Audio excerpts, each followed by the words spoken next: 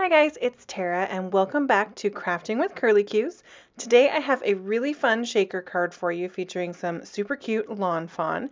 But before I get started on my project, I've got a little announcement. So here we go. My project for today. I wanted to hop on really quick and let you guys know that on the last video that I did, I talked about how I was applying for a job through the Department of Forestry, and it was something that I really wanted and I was super excited about. And so I wanted to follow up with you guys on that and let you all know that I got the job. So I'm so excited. It's something that I've been wanting to do since I started with the agency 2 years ago. And I'm going to be moving into the budget department. So not super exciting, but I have to balance this creative side with some spreadsheets somewhere, right?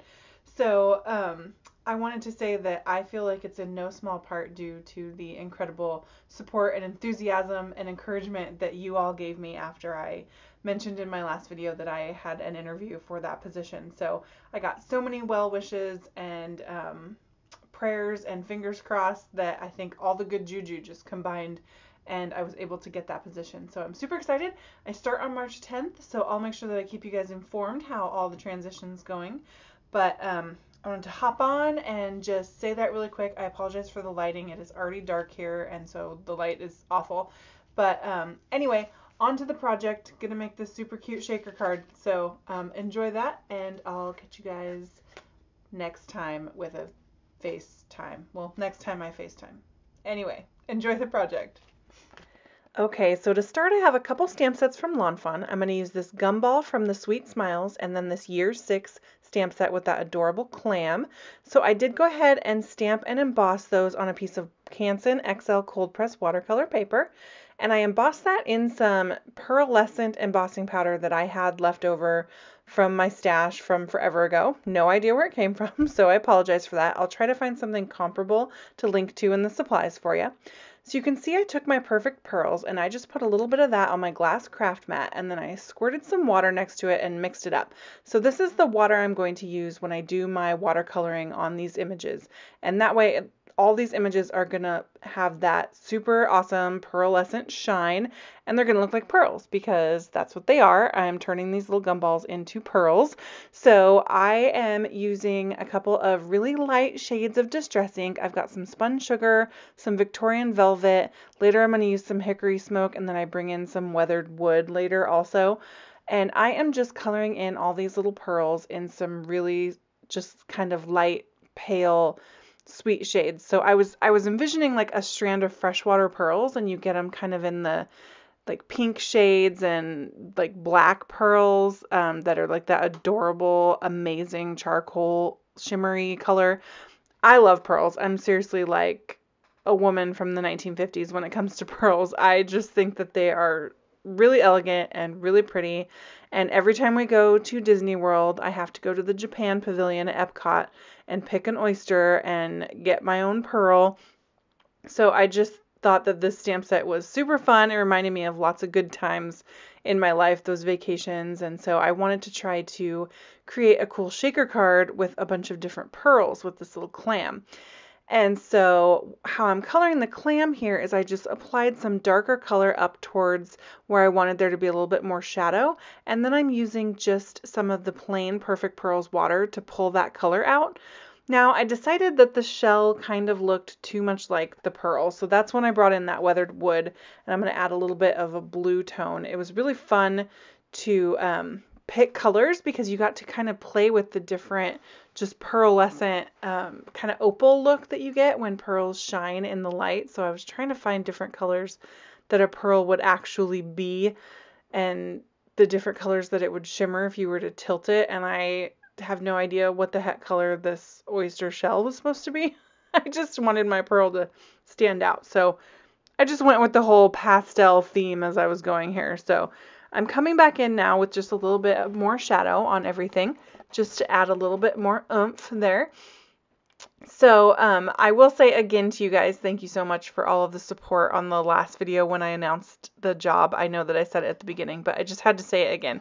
It was super cool to see the comments that you guys left encouraging me and sending good vibes, and that really just helped like calm me down and have faith that the right thing was going to happen um, as far as the job was concerned, and hopefully the right thing was me getting the job. I really feel like that's going to be amazing, and I can't wait to see how it all plays out. So I did add some extra color on the pearls as well, and I'm just kind of pulling that out and allowing there to be just some different colors in them. They're super shimmery. I know it's hard to see on the video, but that Perfect Pearls, let me tell you, that Perfect Pearls is stinking shimmery. So I'm going to try to tilt it in the light in a little bit and let you see how incredibly sparkly the combination of the embossed pearlescent outline and then the Perfect Pearls on the inside. It's just really pretty and soft and kind of elegant, which is what pearls are. So I thought it was just appropriate. So now that everything is all colored, I'm going to come in with my glossy accents, and I'm going to cover every single one of these pearls with glossy accents. Now, I would advise, if you're going to do something like this, to maybe prep this the day before and let it sit overnight. I was kind of trying to work on the fly. I came up with this idea and I really wanted to get it done, but I had somewhere to be, so I was kind of rushing faster than I probably should have on this project. And I didn't let these pearls dry quite as long as maybe I would have liked. It ended up working out fine and they didn't end up sticking together, but you just really want to make sure your glossy accents is super dry, especially because all these pearls are going inside my shaker window. So if they're not dry, they're all going to stick together. So just a little tip. I used a pokey there just to pop some of the bubbles in there. And then I wanted to show you guys how easy it is to clean up that glass craft mat. Once I'm all done, I just wipe it up and I'm ready to roll. So I have these glitzy pastel papers from DCWV, Die Cuts with a View, and I'm going to pick out the blue one to be behind my shaker window, and then I went ahead and added a pink one for the shaker frame also. And now I'm going to show you, I'm going to use this little frame die cut from Simon Says Stamp, and then this amazing Spellbinders background die cut to create the background of my shaker window. So here is the Milo's ABCs from Lawn Fawn, and I use this stamp set to create my own custom sentiment. So I'm going to use my black licorice ink from Lawn Fawn to stamp my sentiment because it stamps oh so crispy. And this is the Love You S'more stamp set from Lawn Fawn, and it had the perfect let's in it. So that it has a sentiment that says let's toast, and I just wanted the let's. So I'm going to ink that up really well, and then go ahead and stamp just the let's on the front of my panel here. So I have cut that frame that I showed you earlier, and you can see it up at the top of the screen there, out of a panel that is slightly smaller than an A2 card base. So this is going to be the front of my shaker. So now I'm going to go ahead and type that custom sentiment, type it, I wish, stamp it, the Shellabrate on the front there. And here's my card base. It's A2 and it's a top folding.